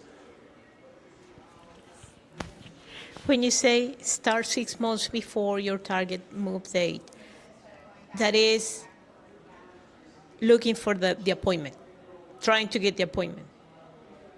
When do you start? How do you start? What is? You gotta watch my NLV webinar that I record every day, because it depends. But start gathering your documents, and at the same time, try to get an appointment. Try to get an appointment. But this is not absolutely true, because it will depend. This is Miami, okay? In Miami, but think about people who are watching this for other consulates. It will depend very much on the specific consulate, how they give appointments exactly when you start. Mm-hmm. For example, in Boston, they will open up every quarter, right? So you have to time how you get your documents with that pacing, yes? In the case of Miami, it doesn't work that way. They're continuously opening the calendar as of today. It could change tomorrow, yes? So yes, you start trying to get appointments, and at the same time, you could start getting your FBI background check. But imagine that it takes too long to get an appointment. I mean, normally it should work that way, yes? Background check, if you're moving with spouse, marriage certificate, medical certificate later on, the insurance later on, closer to the appointment, etc., etc. And when they give you the appointment, do they give it So what I'm saying is this, sorry. 30 days in advance, or just the appointment is like next week? That will depend. That will depend. But what I'm trying to say, there are different phases of the visa application and when you move to Spain. I would say that first is investigation. Second is I will execute. I will start gathering information, like documents, okay? This is preparation, documents, and trying to get an appointment. The next phase is going to the appointment and submitting. And then there is another phase, which is waiting for the approval, which can take anything from 15 days to 3 months, even longer, right? So imagine that there's two phases. Applying for the visa, 3 months, imagine this, and then there's 3 months of waiting for the approval. If your target date was since you started until you get your visa is 6 months, those two phases. As you can see, this is it can change very much. So at least 6 months, yes, I would say. Do you just, like, is there some idea, like, typically it's at least a few weeks for the appointment? There's no If you go to the groups, you will yeah. see all kinds of stories. Ask in the Facebook group today, like, how long is it taking people to get appointments in Miami? And people And will what answer happened, the yesterday I latest received an information. email, Yeah. a couple who got approved and they were bringing their dependent adult child, and they got approved but the adult child didn't, and they were waiting for the adult child approval for 3 months. They had the visa approval already for themselves. I mean, it probably doesn't hurt to try to get an appointment, and then if you don't get your paperwork on time, then cancel it and get another one. But As of today, you start searching for your appointments, or at very least understanding how your BLS office works for the appointment so that you time it correctly, at the same time in which you start getting your documentation. Yes? That's more or less. I heard Miami was the worst one out of all of them. It was like the hardest one to get an appointment. I heard Miami is the best one. Really? I see it, I guess you just, depends on who you talk to It then. seems that they open appointments at the end of the month and beginning of the next month. Because I already have at the target month in my year, and I started to ask questions in the group, and they kind of answer. Okay. And it matches what you're saying. It's not that I'm testing, no, but it matches. I just trying to wrap my head around the timing and. So the thing is, if there is a right answer, not saying that I'm perfect, no. If there is a right answer that all the time people are giving this answer consistently, I tend to remember it. Yeah. When I have trouble to come up with an answer, it is either because my memory is not working well, or because really there is not a clear answer, because it changes all the time from consulate to consulate, from officer reviewing your case. There are different staff people in the same consulate, and one has had a bad morning, threw the coffee on the floor, not approved. And that happened. And that is there are two rules in Spanish bureaucracy. The first one, never stand up before you're sure that you have all your documents back and everything is stamped. Don't leave anything. Don't make any joke. Think about what you have to do. This is rule number one. Rule number two is, if you get denied in this window, walk away and go in the other window, you get approved. This is how it works. So yeah, start 6 months before your target move date, not the one that you get your visa. I'm considering here also the processing time. Yes? Order your FBI background check or the difficult documents first. Get your funds documented in the exact format the consulate wants. Look at visa compliant health insurance policy, okay, without copays, no deductibles. Save medical certificate for last, it expires in 3 months. plan taxes with a cross-border advisor before you become a Spanish tax resident, verify every requirement against your specific consulate or BLS center, in this case, Miami, right? I'm closing now. You can find on Spainguru.es immigration lawyers, tax advisors, health insurance policies, translators and apostille, banking and money, and property and rental relocation agents in different regions. I have personally vetted all of them. You're in good hands. Just read the reviews out there. Imagine, several years online, more than 300 reviews, 5-star all of them except one with 4-star, who said it was excellent and missed the key and put 4. That's the only one. And 1-star because I banned one person from a Facebook group and this person didn't like it. Imagine this, several years, not a single bad review out there, because truly, these people work, they deliver, okay? I'm not telling you to go to the website and use my services, because Spainguru is built also for people who want to do it themselves, without any help. You have all the information out there, you have all the webinars, you have all the papers, you have all the step-by-step guides. You have me as well, okay? I always answer my emails. You have the community, you have hundreds of people who are doing it themselves without any time engaging with professionals. I don't recommend it, as I said. Minimum immigration lawyers and tax. At least figure those out, because then the bad surprises come, okay? You don't need to use my recommendations, but if you do, know that you are in good hands. And how do you keep on with all this information? For free. Weekly newsletter, you can join today. I send every Monday. My YouTube channel, you will see me there talking and also interviewing others, giving their perspective. Webinars, you can join every month for free. You get the free recording every time. More than 2,000 articles. You don't need to read them all today, but releasing at least a couple of articles per week, and a huge community that you can join today. The cool thing about this community is that many moderators and administrators don't allow anonymous posting. I allow it. Because there are people who ask reasonable questions, but they don't want their family to know about their plans because they are too early stage, and it's sensitive. Like, I'm moving to a different country, or they want to ask about their taxes. And as a moderator and administrator, I see the person. I'm the only one to see it. That's the only, let's say, bad part. I will know who is asking this, but I don't care. What I want is that this person asks reasonable question and they get reasonable answers, because we'll benefit from those, right? So definitely worth joining those communities. Gracias, Jacksonville and Atlanta. And thank you everyone for joining today, really. We have newcomers. Before we were introducing each other, a little bit talking about their plans, how early they were in their plans of moving to Spain. Can you tell us a little bit about yourselves? Sorry, I had the date wrong. I thought it was the 8th, and then I was off my phone all day today.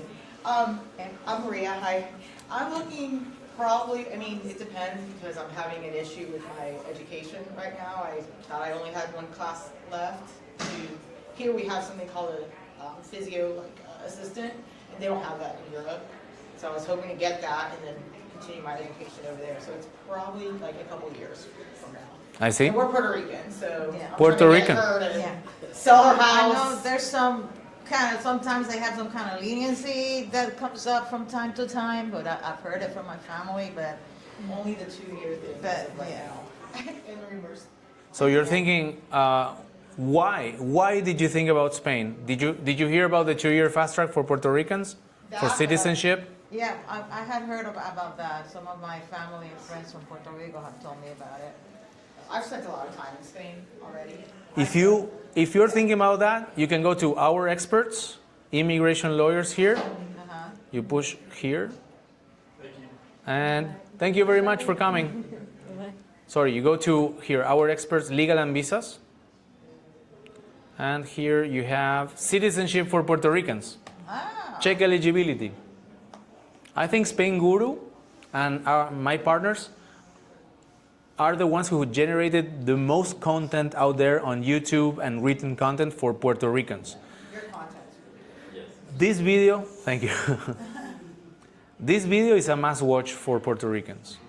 a must watch. And if you need a citizenship certificate that doesn't expire, you can do it through the official means. It costs, I think, $30, but it can take several weeks, even months sometimes. Some people get it fast.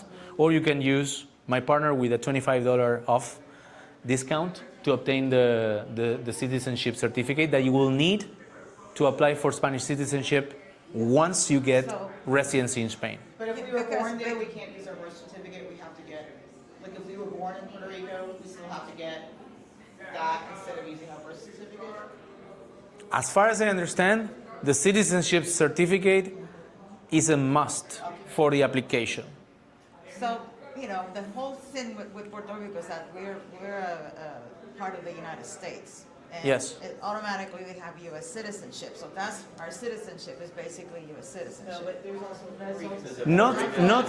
Not in the eyes of Spain. Oh, okay. Article 22 of the Civil Code of Spain talks in general about the Ibero-American nations, okay, and it includes Puerto Rico. The inclusion of Puerto Rico comes from judge decisions, from court rulings. There's many court rulings about that to include Puerto Rico in the list of Ibero-American countries and therefore benefiting from the 2-year fast track. Okay, so you Yes. have to help, like, contact the city hall or whatever agency down there in Puerto Rico to get your paperwork and citizenship. Exactly. It is not complicated. But also I have to say that the case of Puerto Rico is a bit particular and specific, okay? So the people who are working in the foreign offices in Spain, not all the time are informed about this, okay? And there's been cases of rejections of Puerto Ricans because of misinformation of the people in these offices. And I always record videos every time that I have appeal cases. I'm the only one doing it, honestly. Because they bring these cases to the judges, and the judges know the law. The law is clear. Puerto Ricans benefit from this. And Puerto Ricans also can keep their American citizenship, which is also a very commonly asked question. Do I have to renounce American citizenship if I become Spanish? Well, Spain, if you're not Puerto Rican, if you're just American, Spain will ask you to renounce, but they will not enforce it.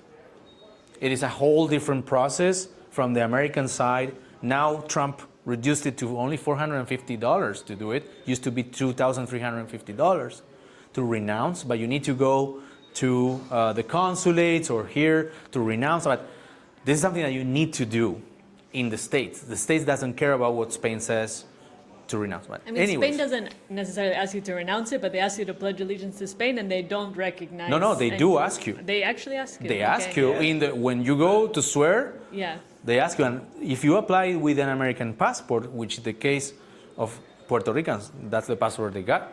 Yeah. You need to provide it, and they will ask you. But in the case of Puerto Rican, they can keep it. This is the funny thing. They even have this extra right compared to other Ibero-American Well, countries. they recognize dual citizenship with. If you are American countries, and Mexican, including for example, Puerto common case, or Salvadoran, or technically they should renounce their American citizenship, technically. But in Spain, they will not enforce it, and USA doesn't care about what Spain says. You're an American, unless you go through the process of renouncing. That generally people go through this process because of tax reasons, really, not because of, yeah. So So I have a question continuing in Puerto Rico, and I apologize for anybody that's not from Puerto Rico. So that's why we're here. So we have several situations. I could work remotely, and we have a couple of properties in Puerto Rico that we currently have as a passive income. And we were thinking about moving to Puerto Rico and going through the application process through the consulate in Puerto Rico as opposed to doing it using the BLS here in Miami. Have you heard any? Sorry, can you start again? Yes. The previous sentence? So we have several properties in Puerto Rico Yes. that we're considering to moving to Puerto Rico for a period of time, Okay. so that we could go through the application process in Puerto Rico and not do it in the In BLS San Juan de in Puerto Miami. Rico, yes. Have you heard anything about ease of doing it in Puerto Rico as opposed to Miami, or I don't know. I haven't found out what the time frame I have to be as a going back to Puerto Rico and live before I could apply for this. Very few cases of San Juan of Puerto Rico. I actually have it listed as one of the U.S. consulates. And, you know, in each of the pages of the consulates, actually, if I go to Guides and Blogs, Visa Permits, Spain Non-Lucrative Visa, you push here. I will go to your answer, to answer your question, but this is very important that you know it. Consulate guides. Here, we see Miami Consulate. One thing that I do is like every single time that someone talks about their first-hand experience, I list it here. May, March. You see, this is people talking about their experiences. I had a lot of first-hand experiences from Miami, a lot from all the consulates in the States. San Juan de Puerto Rico, I don't have a single one. So in other words, either they don't share it with the community, or they just it is very rare case for some reason. So I don't know anything about benefits or anything, or I don't know for how long you need to be a resident for. What I understand is that if you're proof that, I don't know if it's the driver license is the same as the US, this is too specific for me. In the US, driver license is like the holy grail. Yes, in Spain the driver license is nada. It's the empadronamiento for proof of address. But here, your driver license proves that you are a legal resident in the jurisdiction that is served by that consulate. So I don't know exactly if there is a time frame, minimum time frame that you need to respect for that. If you have a legal address and your ID has that address on it, you should be able to apply from that consulate, from what I've heard. But that's like anecdotal. Like, Okay. There is also, expanding on this. Puerto Rico is a very specific case, so I don't want to go too much into that. But imagine that you are Colombian, Ibero-American too, and you're Colombian by origin, but you grew up in America, you're in USA, right? In California. Southern California, your consulate is LA, BLS office. You don't want to, you are living in Los Angeles, imagine, but you are also Colombian by origin. You could potentially also apply for the visa in Bogota, because of your nationality. Origin. Yes. Could we apply this to Puerto Rico? I'm not so sure about it. Really? So, if I were you, just because of the fact that there is so much more information about Miami, there's so many people applying from there, and it is not a bad consulate, or not the worst. Not the worst consulate. Not the worst consulate. It is true, this is words of lawyers that I'm quoting, that since they started outsourcing the service to BLS, used to be a great consulate, and it's still a great consulate. Actually, people send them emails to the consulate asking them things, and they answer fast and everything. The consulate of Miami, if they're listening, great people. BLS office in Miami need to improve. This is what happens for the last few years that they started outsourcing the service. But it's not worse than other consulates. Worst consulate here, and I'm sorry if you're watching, Houston. Houston. They have a problem. We have a problem. Move. So Move to another country, go to live with your cousin in another state. So just to close on this, because maybe I misunderstood. So the first-hand experience doesn't necessarily mean that it was negative experience. No? Okay. For example, let's read this one. Wait, so then the Puerto Rico, not having anything for Puerto Rico, can also be interpreted positive or negative. I'm not an official source. I am on the groups. And if someone says, I applied in Miami, I arrived at 8:30, I stayed at this hotel, the guy looked at me with a nice smile, whatever, I basically transform this into these posts. I do it anonymously, so I don't give any information. It's just trying to help other people who come, and of course, gives me traffic, and it's very important knowledge in my opinion, because it is so specific per consulate that it's insane. Honestly, I would not know what to do if I didn't have this information. It is so important that you read what others are sharing. And you know why they are sharing it? Because they know it's so important, because they benefit from it, and they're sending me emails. Would have known. They are sending me emails like, Bruno, I don't want to post it in the group, please share my experience. I want to help others because it wouldn't have been possible for me to know all this. Because the consulates are not updated. You go to the websites. Yesterday, one guy was asking me, like, Houston, the first form in order to apply, the first form that you need to fill, which is the X01, got changed in 2024. Houston, in 2026, still has the old form. And the guy was asking me, like, Bruno, which one should I submit? The old and the new? And I told the guy, I'm not an immigration lawyer, this is not legal advice, blah, blah, blah, blah. If I were you, submit both. And let them take with the one they want. Sure shot. You know, which one I shoot? Shoot both. Which of the two vampires? The one that is flying or the one that is crawling? So, the both. Well, let's say someone has 3,000 US dollars, which is like 2,800 euros, Social Security, right? And then, no, 2,800 euros is good enough for Spain, but I mean, on my budget. But then again, if you have to pay 30% or whatever tax on that 2,800, that breaks the plan. I mean, right? These are progressive tax brackets. So the less you make, the less you pay. Yeah, It starts at 19%. Okay. 19%. So for the first 12,000 euros that you make, you pay 19%. And this is after the allowances and deductions. Yes, there are certain allowances. There's a minimal amount of money that doesn't pay tax, okay? Which right now I don't remember, is like 5,500 euros, I think. So the first 5,500 euros, don't quote me on this. This is recorded, I don't remember very well, but this doesn't pay tax. If you have family, you can deduct children. Yeah, but it's still you have to be still, you end up with at least 20%. Yes, it's going to be so about let's say that 24%. 3,000, 20% is 600. So wow, I thought I had 3,000, well, now I have 2,400. Yes. Okay. This is the old discussion. You got lighting in the streets, security, nobody will come and mug you on the night. You go to the hospital, blah, blah. that would change your plan. So, okay, well, I thought I'm going to live my budget for 3,000. Well, no, actually, it's not 3,000. Now it's 2,400. That's 600. Because it's income that wasn't taxable in the U.S. Well, that's right. So this is the thing. I will tell you what Americans say, not what I say. Americans say this. Taxes are very high in Spain. But you need to see the whole picture. At the end, how much is in your pocket? What is at the end?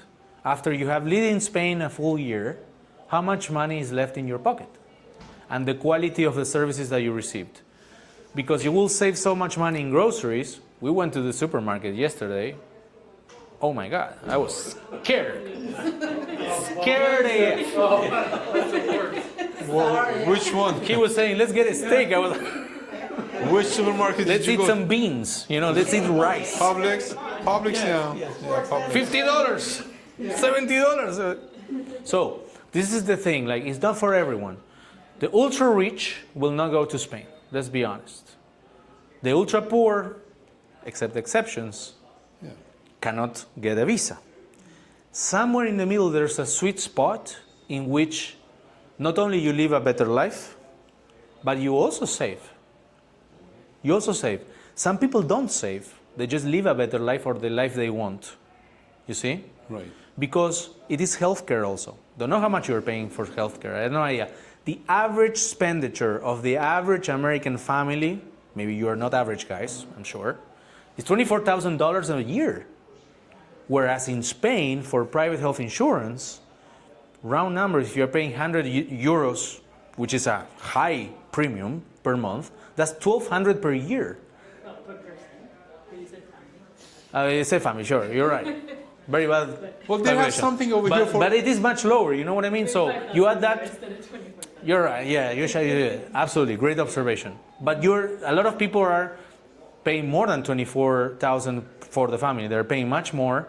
And then in Spain, they're paying much less. So you have to do the full calculation and taking into account the quality of the services that you receive and how you live, etc., to see if not. But I agree that Spain may not be a saving, may not be a cheap country.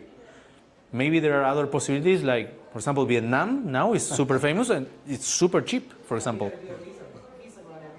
Vietnam, but they don't speak Spanish in Vietnam. As someone told me, the people who are over 65, they have a Medicare in the United States. They said Medicare is acceptable in most European countries. Not in Spain. No? Not in Spain. And Medicare, a lot of people are in the crossroads of deciding whether to keep it or not. Because if you